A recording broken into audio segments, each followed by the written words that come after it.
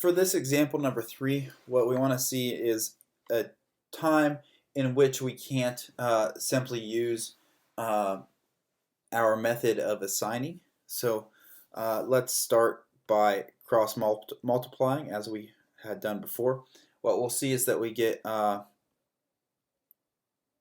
y times s squared plus 3s plus 2 is equal to 10s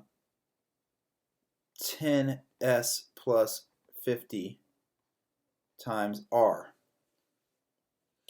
And so if I take the inverse Laplace transform, what I'll get is y double dot plus 3y dot plus 2y is equal to 10r dot plus 50r.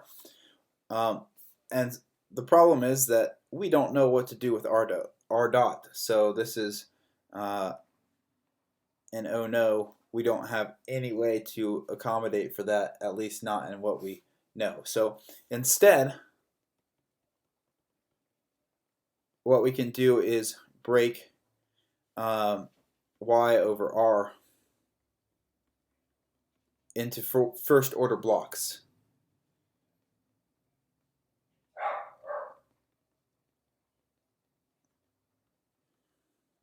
And we can do so using partial fraction expansion.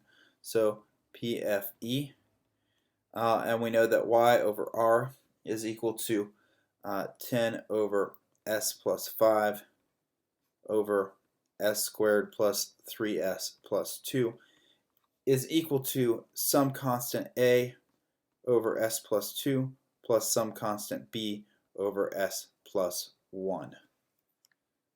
All right, so let's do that.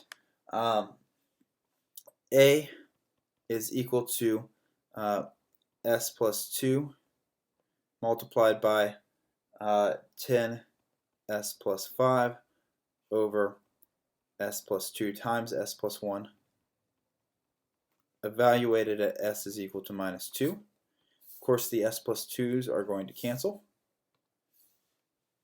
And when I evaluate this, I'm going to get that a is equal to negative 30.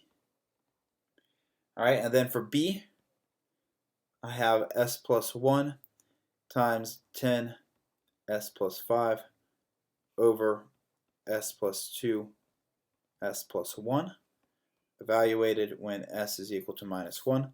And of course, again, the s plus 1's are going to cancel. And then in this case, what I get is that b is equal to 40. All right, so in other words, y over r is now split into two first order parts, which is 30 s plus 2 plus 40 over s plus 1. Now what we want to do is redraw this or draw it into a little block diagram. And so that's going to look as follows. We'll have r here. We'll have minus 30 over s plus 2. All right, and then parallel to that, we'll have 40 over s plus 1. And these things get added together to give me my output y. And what I'm going to do is choose states. I'm going to choose x1 here and x2 to be there. And so y, my output, is equal to x1 plus x2. All right, that gives me my output equation. So let's write that directly. Y is equal to 1, 1, x1, x2.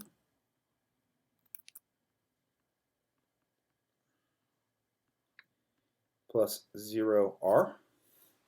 All right, so that's one of my equations.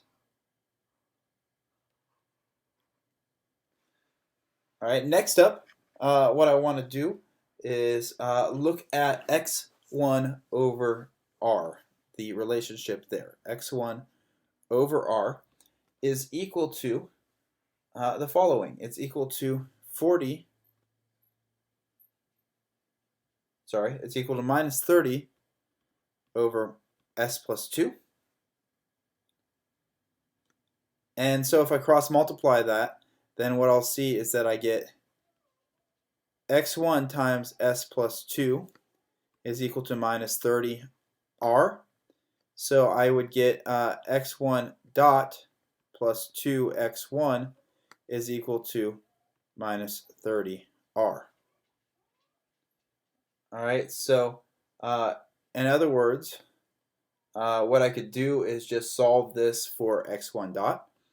x1 dot is equal to minus 2x1 minus 30 times r. Alright, so that's one of the equations I need for my state equations. And then we'll do the same thing with x2 over r. It's equal to 40 over s plus 1. And in this case, what I'll get is s x2 plus x2 is equal to 40r. And so I would get x2 dot plus x2 is equal to 40r. In other words, x2 dot is equal to minus x2 plus 40 times r. So then I can just write my state equations, x1 dot, x2 dot, all right, based on the things that I have written above. x1, x2 plus. All right, so x1 dot is equal to minus 2x1 plus 0x2 minus 30 times r, and x2 dot is equal to 0x1 minus 1x2 plus 40 times r. All right, and that gives us the rest of our solution here,